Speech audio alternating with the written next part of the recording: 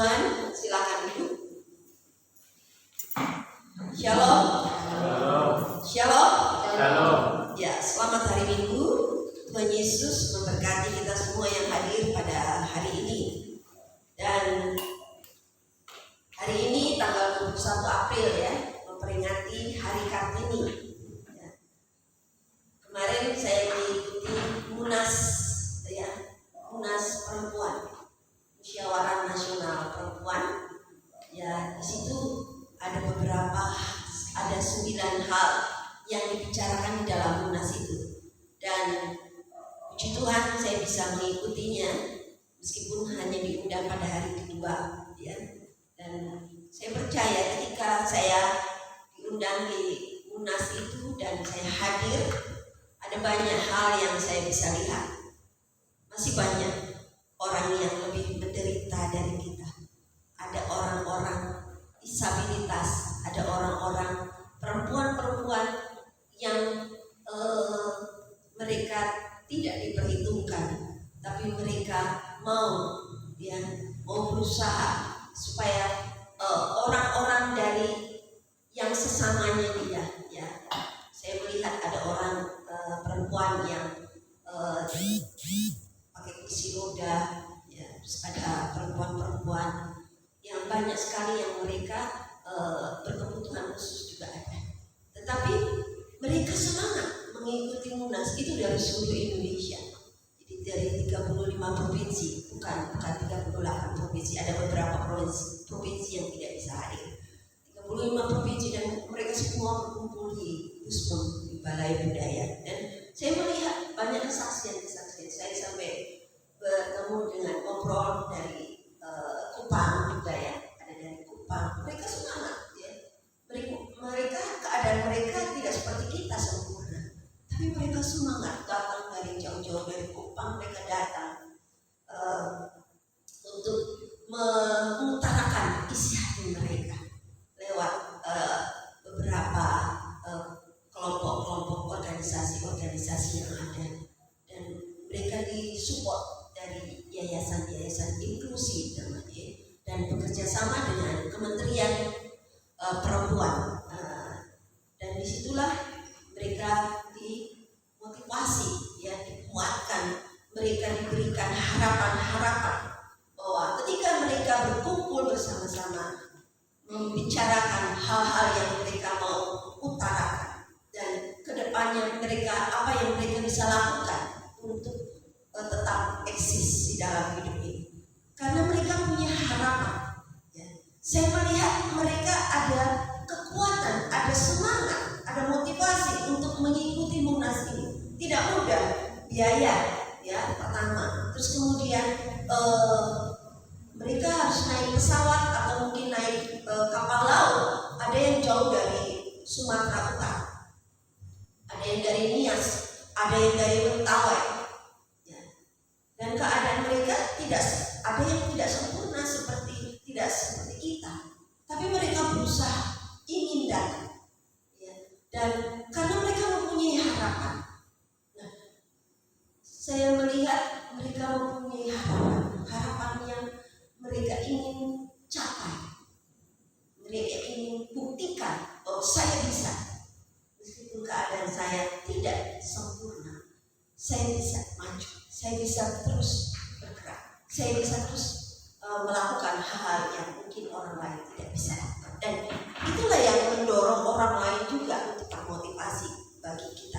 Dan ketika Tuhan Yesus ada lahir di dalam dunia ini 2000 tahun yang lalu dengan suatu hal tujuan ya. Memang kita melihat dalam Yohanes 3 ayat 16, karena begitu besar kasih Allah akan dunia ini sehingga ia mengaruniakan anaknya yang tunggal, supaya barang siapa yang percaya kepadanya tidak binasa, melainkan beroleh hidup yang kekal. Tapi ketika Yesus datang ke dalam dunia ini, dia lahir ya, dan kita peringati sebagai hari Natal. Tapi ada tugas khusus dari Tuhan Yesus, yaitu menyelamatkan umat manusia. Itulah hal yang harus dilakukan oleh Tuhan Yesus. Dan ketika Tuhan Yesus mulai melayani di dalam dunia ini, ya ketika sudah berumur 30 tahun, dia dibaptis, ya. Ketika sebelum mulai melayani, dia dibaptis dulu. Dia memberi contoh kepada kita umat-umat manusia bahwa hal yang perlu dilakukan apa untuk mengikuti Yesus. Dan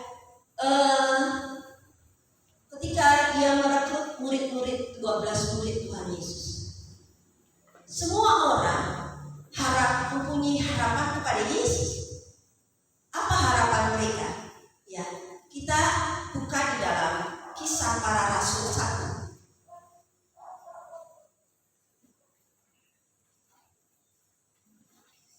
Apa harapan daripada murid-murid Tuhan Yesus dan orang-orang Israel kepada Tuhan Yesus? Dan itu tidak sama dengan tujuan daripada Tuhan datang ke dalam dunia ini. Ya, kalau kita membaca Kisah Para Rasul 1 ayat yang ke-6, ya saya akan bacakan.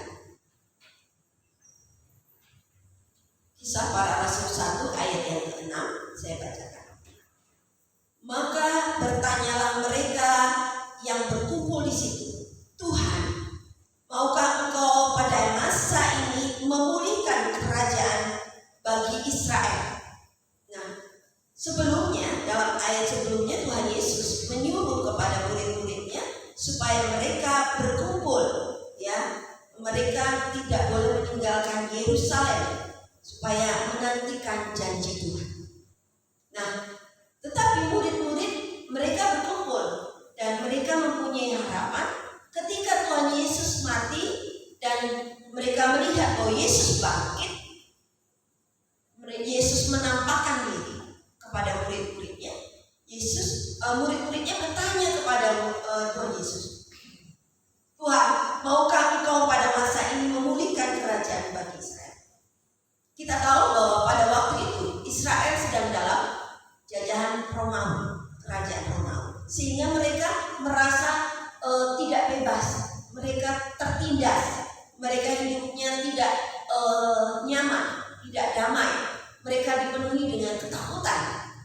Nah, mereka melihat bahwa Yesus yang datang ke dalam dunia ini, mereka melihat Yesus melakukan mukjizat-mukjizat, yang mati dibangkitkan, yang sakit buta dicelikan matanya, bahkan yang bisu bisa berbicara, yang lumpuh bisa bicara. Mereka melihat kuasa Tuhan Yesus, dan itulah mereka berharap bahwa Yesus mau memulihkan kerajaan Israel.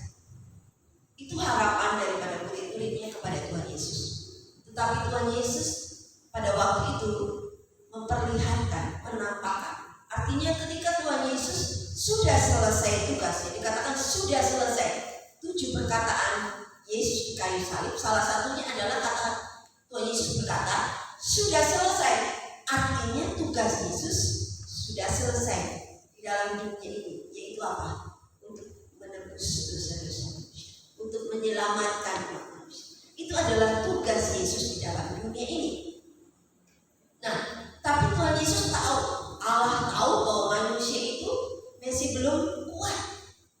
Ya, Tuhan Yesus katakan, kalau aku pergi, aku akan mencurahkan roh untuk menolong kamu semua umat manusia. Karena manusia pada dasarnya adalah manusia yang lemah, yang penuh dengan dosa. Nah, itulah yang Tuhan Yesus lakukan ketika Tuhan Yesus lahir. Itu satu paket, ya.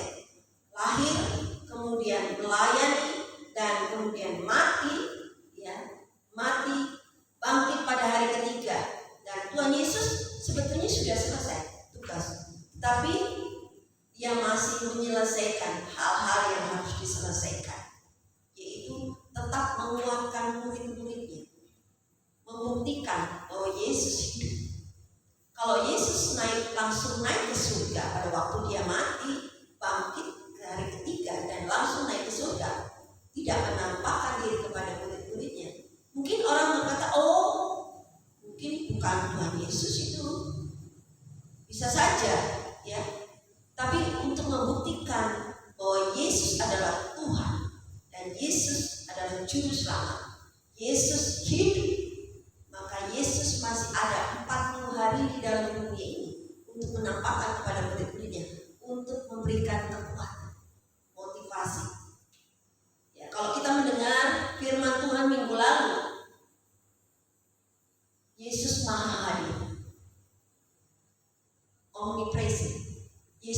hadir.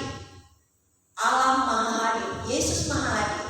Maka ketika murid-muridnya berkumpul, ketakutan mereka, semua dikunci pintu. Berarti jendelanya ditutup, tidak bisa masuk. Tapi Yesus bisa hadir di tengah-tengah perkumpulan murid-muridnya yang ketakutan pada waktu itu dan memberi salam, damai sejahtera bagi kamu. Artinya Yesus membuktikan Yesus hidup dan Yesus maha hadir di tengah-tengah perkumpulan rumah yang sudah dikunci rapat-rapat, jendela ditutup, tidak ada satu yang bisa mungkin kalau saya bisa menerobos, tidak bisa. Tetapi Yesus membuktikan Yesus hidup dan Yesus maha hadir. Itulah firman Tuhan yang mengulang di dalam Yohanes 20. Yesus hadir untuk memberikan damai. Damai itu artinya tenang, ya. Ada sukacita. Minggu kemarin Bapak Gembala katakan Yesus hadir pada waktu itu di tengah-tengah murid-muridnya, ya, untuk membuktikan bahwa Yesus hidup. Kemudian Yesus memberikan damai kepada murid-muridnya pada waktu itu. Damai artinya waktu minggu kemarin dijelaskan oleh Bapak Gembala. Ya, saya secara singkat saja bahwa Yesus pada waktu dia memberikan damai, katakan dalam Yohanes 20, maka kata Yesus sekali lagi, damai sejahtera bagi kamu, sama seperti Bapa mengutus aku, demikian juga sekarang aku mengutus kamu. Artinya Tuhan Yesus hadir memberikan damai, ketenangan, keamanan, terlindungi. Kemarin firman Tuhan Bapak Gembala katakan. Jadi kedamaian yang Tuhan berikan kepada kita adalah ketenangan di tengah-tengah situasi keadaan. Ya, tadi pujian mengatakan bahwa meskipun dalam segala keadaan apapun juga, susah, senang, sedih, kecewa, ya, beban yang berat yang menimpa hidup kita, Tuhan Yesus katakan damai sejahtera bagi kamu. Artinya memberikan ketenangan, memberikan kedamaian, memberikan keamanan, karena Tuhan Yesus menjadikan perlindungan. Ya, damai itu artinya perlindungan Allah menyertai kita. Nah, kembali kepada firman Tuhan, bahwa firman Tuhan pagi hari ini saya memberi tema kebangkitan Yesus membawa pengharapan. Pengharapan di dalam dunia ini, kita hanya berharap kepada dunia ini kita sia-sia. Karena semua yang ada dalam dunia ini adalah fana. Tapi ketika kita berharap kepada Yesus, Yesus adalah sumber kedamaian kita, sumber pengharapan kita. Itu pasti firman Tuhan katakan bahwa Yesus datang memberi hidup. Akulah kebangkitan dan hidup. Yohanes 11 ayat 25 dikatakan, akulah kebangkitan dan hidup. Barang siapa yang percaya kepadaku, ia akan hidup walaupun ia sudah mati. Artinya kita manusia semua akan mati. Tapi ketika kita menjadi anak-anak Tuhan, orang-orang Kristen, percaya kepada Yesus, maka meskipun dia nantinya akan tetap mati, dia akan hidup kembali. Amin. Dan itulah pengharapan kita di dalam Yesus. Itu adalah pengharapan yang pasti. Kebangkitan Tuhan Yesus membawa kita menjadi seorang Kristen yang ada pengharapan kepada Yesus. Dan pengharapan Yesus itu tidak artinya tidak sia-sia.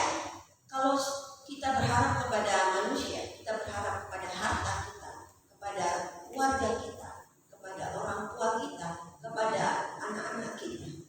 Itu pengharapan yang fana, yang bisa hilang, yang bisa berubah. Manusia bisa berubah, saya pun bisa berubah. Kalau saya menjanjikan A kepada anak saya, tiba-tiba karena saya nggak bisa atau memang mungkin keadaan nggak bisa, saya tidak bisa memenuhi harapan atau janji saya. Itu manusia bisa berubah. Tetapi kalau Tuhan Yesus Kristus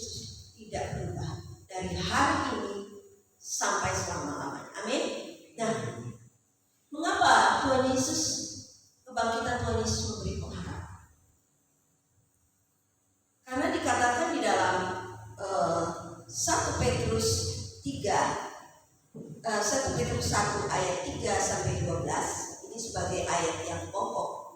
Ini pernah disampaikan pada waktu Paskah. Di tempat kita, kalau nggak salah 2 minggu yang lalu ya. Kita akan buka di dalam 1 Petrus 1 ayat 3 sampai 12.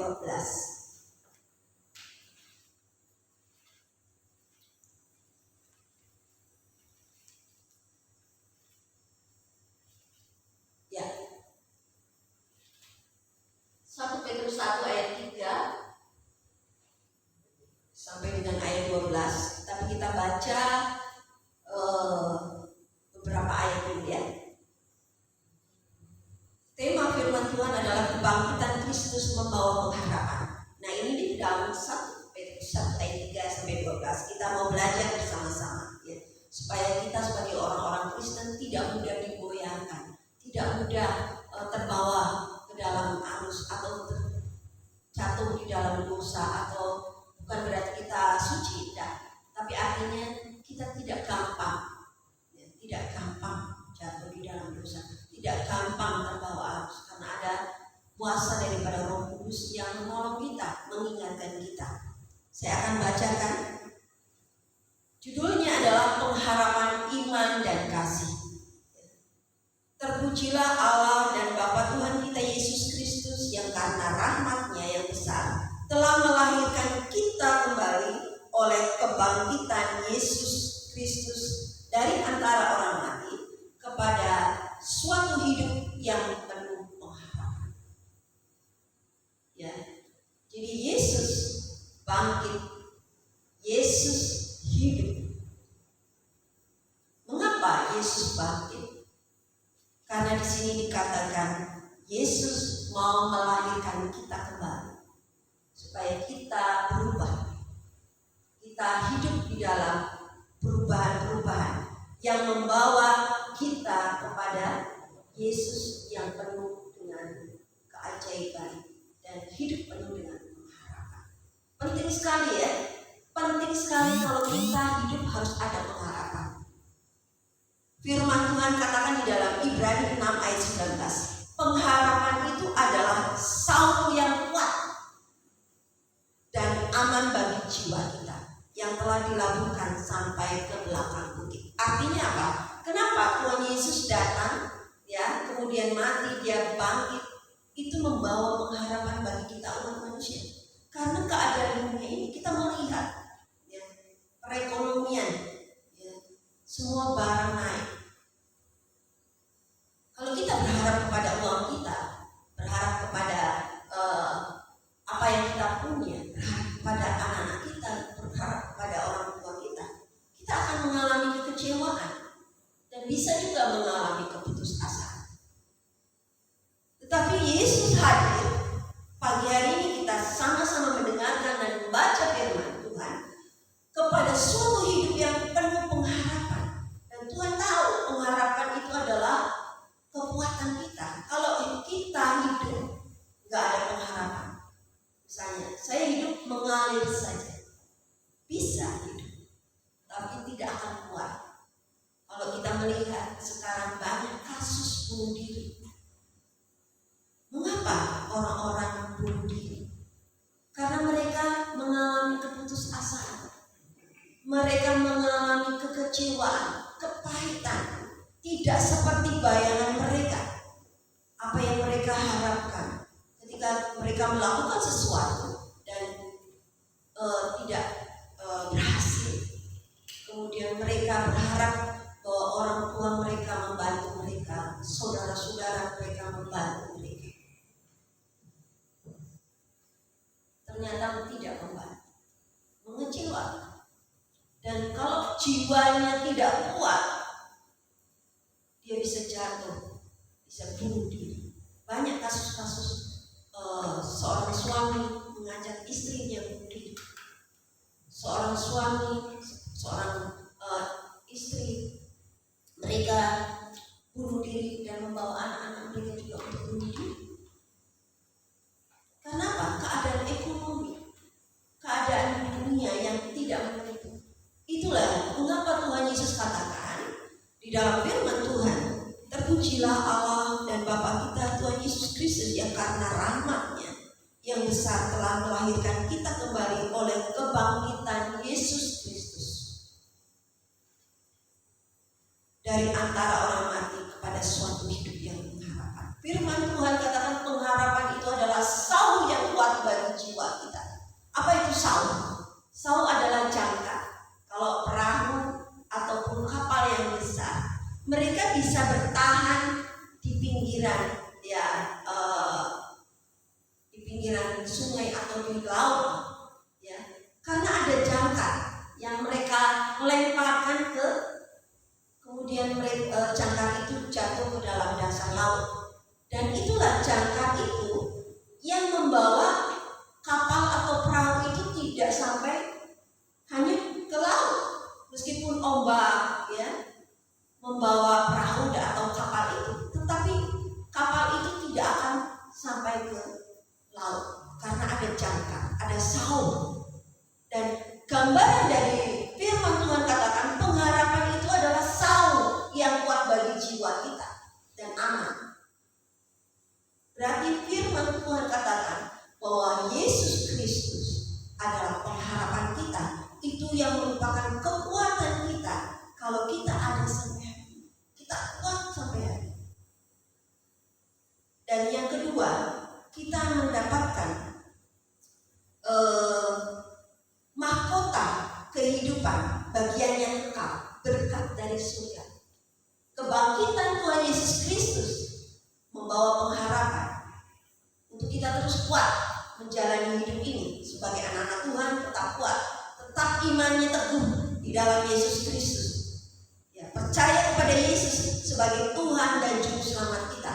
Itu dasar daripada iman kita orang Kristen. Dan yang kedua, dalam ayat 4 katakan untuk menerima suatu bagian yang tidak dapat binasa, yang tidak dapat cemar, dan yang tidak dapat layu, yang tersimpan di surga bagi kami. Artinya, kebangkitan Tuhan Yesus Kristus membawa kita untuk menerima suatu bagian yang tidak fana, ya, menerima bagian yang tidak dapat binasa, yang tidak layu, ya. Jadi kebangkitan Tuhan Yesus memberikan kita mahkota.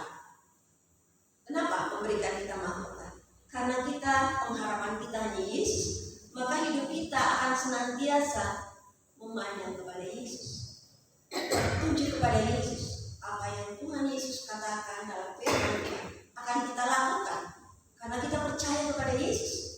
Saya mau melakukan apa yang firman Tuhan katakan. Setia. Nah, kenapa kita mendapatkan mahkota? Karena kalau kita setia, kita kan berharap hanya kepada Yesus. Kita setia melakukan bagian-bagian kita. Apa yang Tuhan percayakan dalam hidup kita, kita lakukan dengan setia. Maka firman Tuhan katakan bahwa kebangkitan Tuhan Yesus itu akan membawa kita menjadi orang-orang yang mendapatkan mahkota kehidupan, suatu yang tidak binasa, yang tidak lain, yang tersimpan di surga. Artinya ketika kita nanti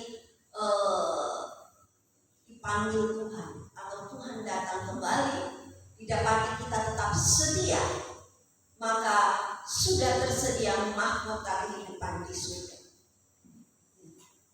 Mahkota kehidupan. Dan yang ketiga,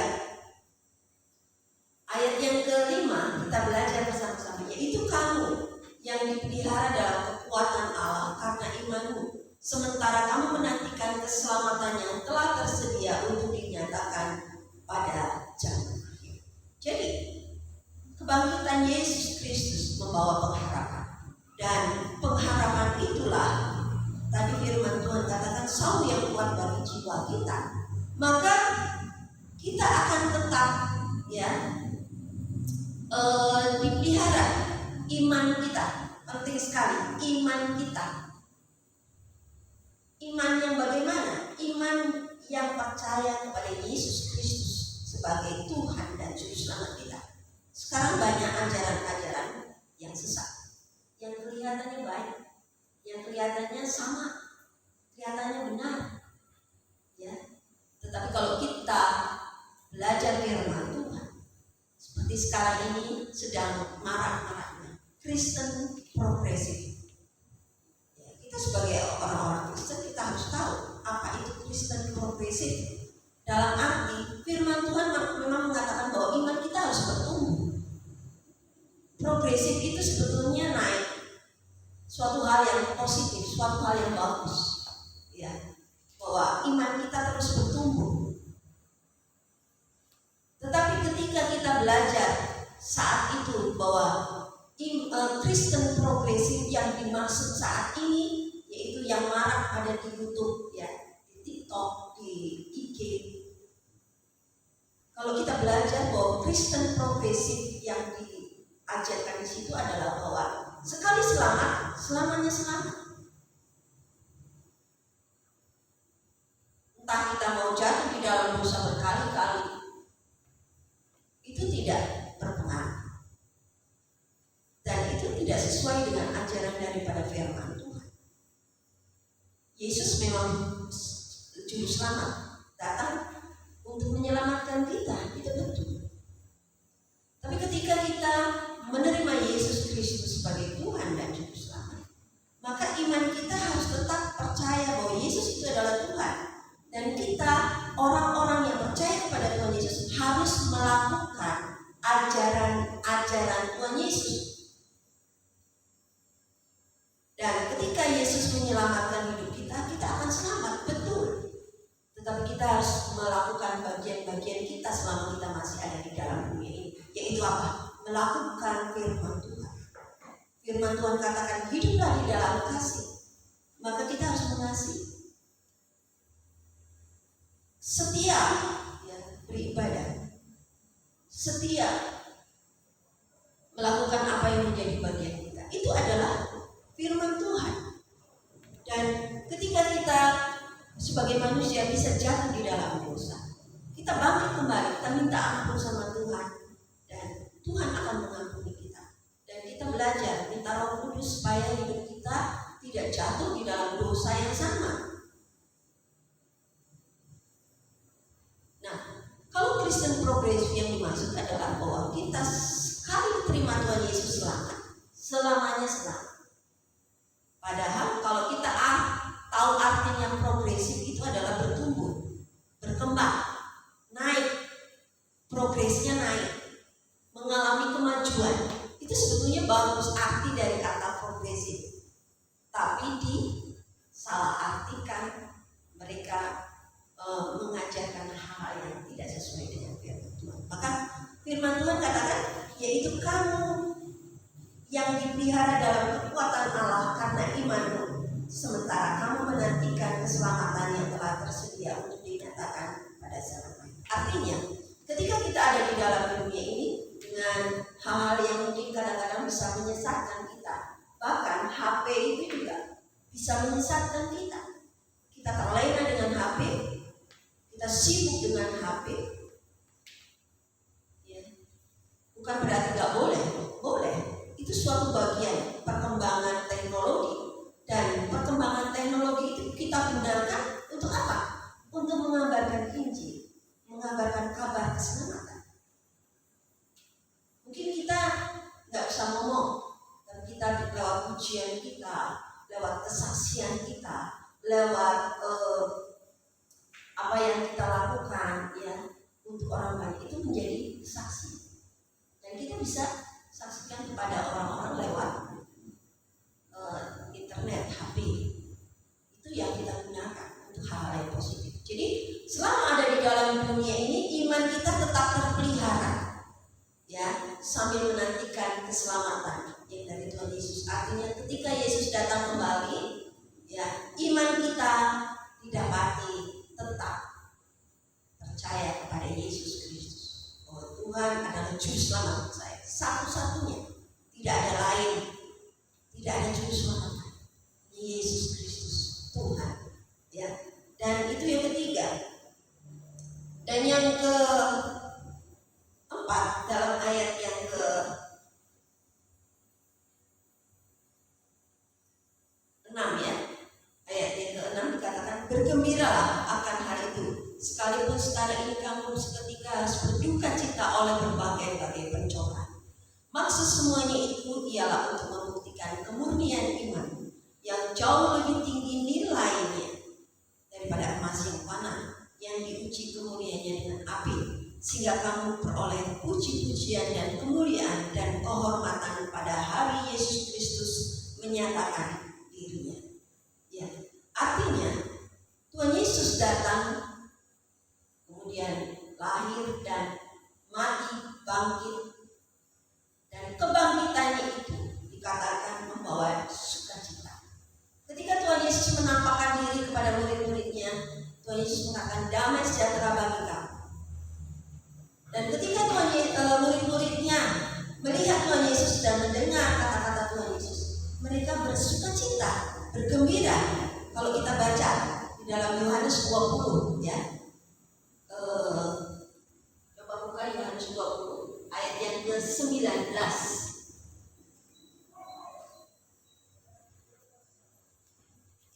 Ya, 20 aja langsung. Ya. Dan sesudah berkata demikian, ia menunjukkan tangannya dan lambungnya kepada mereka. Murid-murid itu bersukacita karena mereka melihat Tuhan. Kebangkitan Tuhan Yesus membawa damai, membawa sukacita kepada orang-orang yang mengalami ketakutan. Dan Tuhan Yesus tahu kita manusia kadang-kadang bisa mengalami kekhawatiran, ketakutan, kekecewaan, kepahitan, segala macam hal-hal di dalam dunia ini.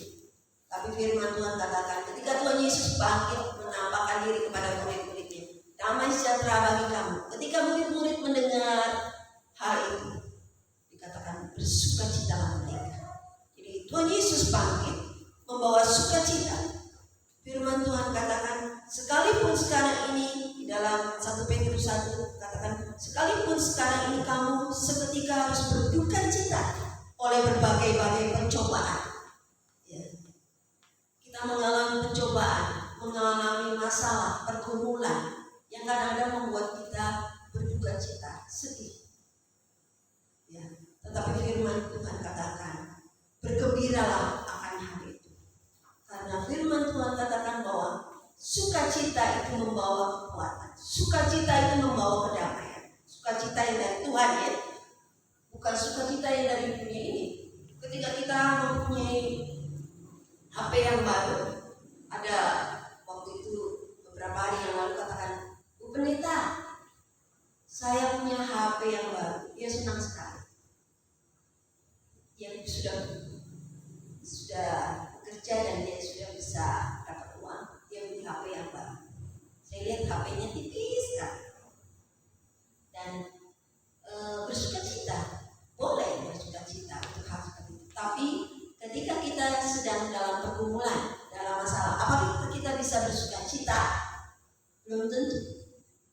Tetapi kalau kita ada Yesus dalam hidup kita, dan kita percaya bahwa Yesus yang menolong saya, memberi damai kepada saya, maka ketika kita menghadapi pergumulan, pencobaan di tengah-tengah pergumulan itu, meskipun hati kita ada duka cita, ada sedih, tapi firman Tuhan katakan bergembiralah.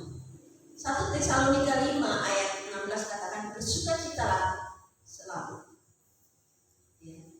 Kemudian dalam Filipi 4 ayat 4 katakan bersukacitalah senantiasa dalam Tuhan. Sekali lagi katakan bersukacitalah. Artinya firman Tuhan mengatakan, dan kita harus lakukan firman Tuhan itu di tengah-tengah pencobaan, di tengah-tengah duka cita, di tengah hal-hal yang membuat kita kecewa, di tengah-tengah kesedihan kita. Firman Tuhan katakan bersukacitalah, bergembira.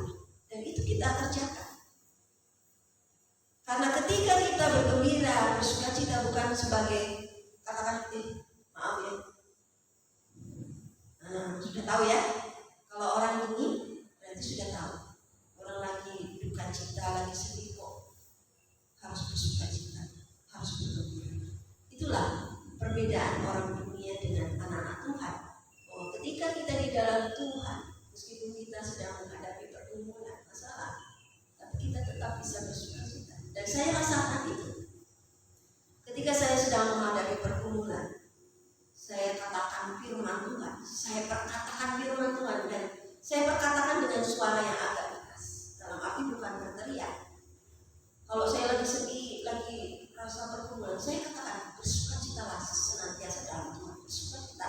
senantiasa dalam iman. Sekali lagi katakan bersukacita.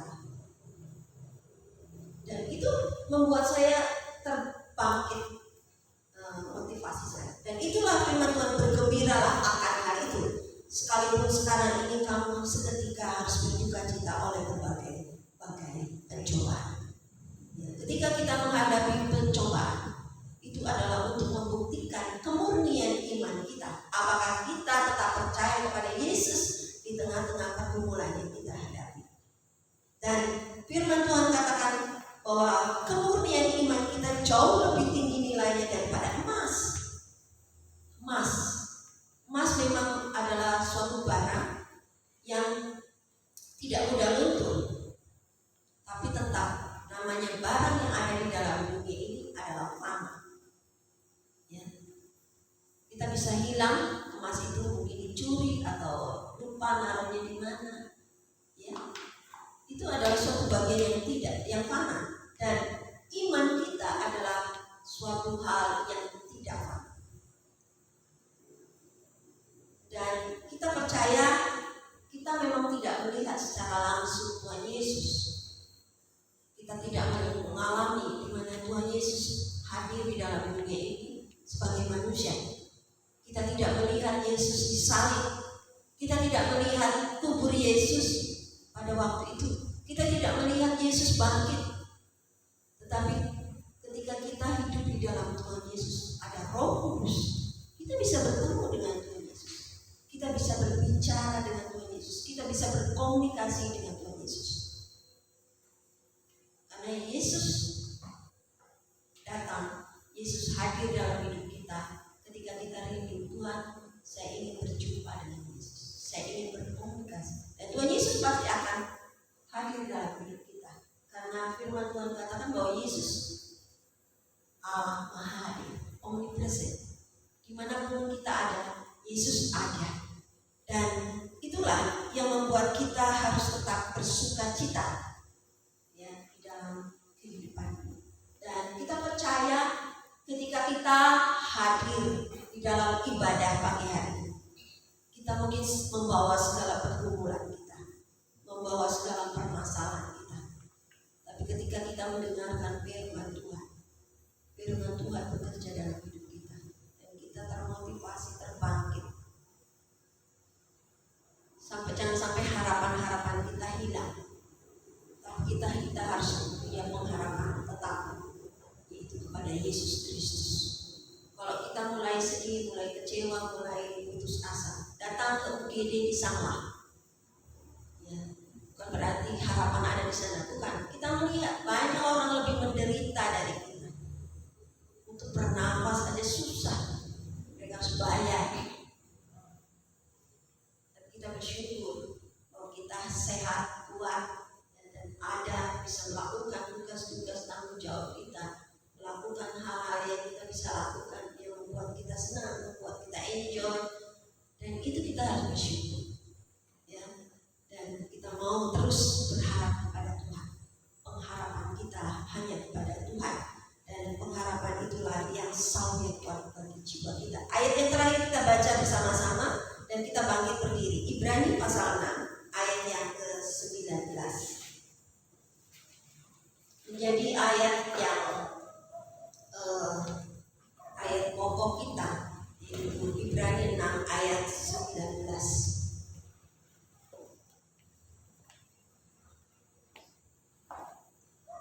Amin. Amin. 1, 2, 3. Pengharapan itu adalah saur yang kuat dan aman bagi jiwa kita yang telah dilakukan sampai ke belakang. Amin. Puji Tuhan, kita akan akhiri firman Tuhan pada pagi hari ini. Biarlah hamba-Mu berhenti berbicara, tetapi Roh Kudus yang akan terus memeteraikan firman Tuhan dalam hidup kita. Kita angkat pujian pengharapan. Hanya Yesus saja.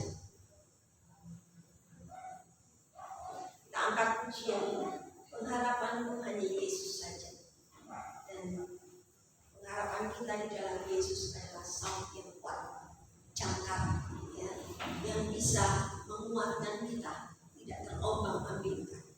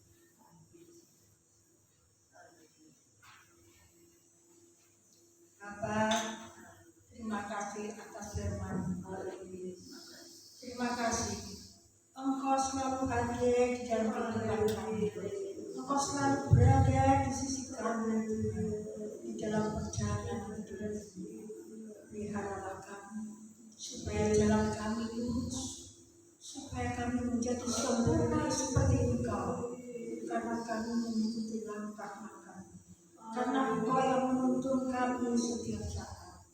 Terima kasih bahwa di dalam kematian kami pun Tuhan, Engkau tetap ada di sisi kami, karena Engkau adalah kebangkitan dan hidup. Engkau adalah jalan yang kami harus berjalan di atas firman. Engkau adalah kebangkitan, Engkau adalah kebenaran, dan kebangkitan itu sendiri.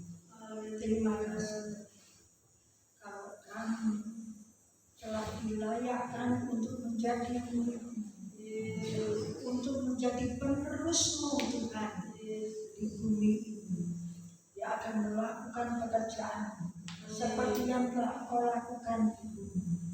Berikan kami kekuatan, berikan kami komitmen Tuhan untuk melakukan pekerjaan kami semua. Terima kasih Tuhan.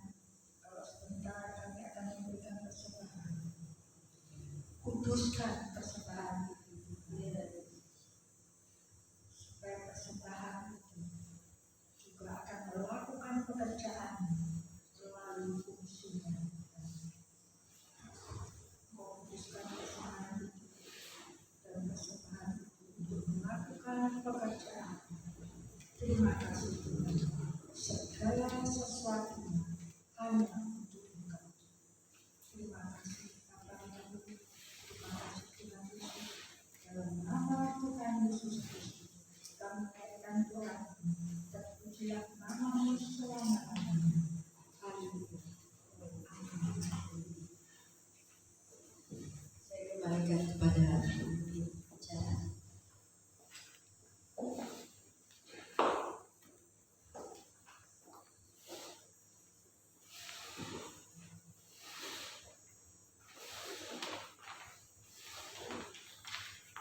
Haleluya, puji Tuhan. Saya percaya kita semuanya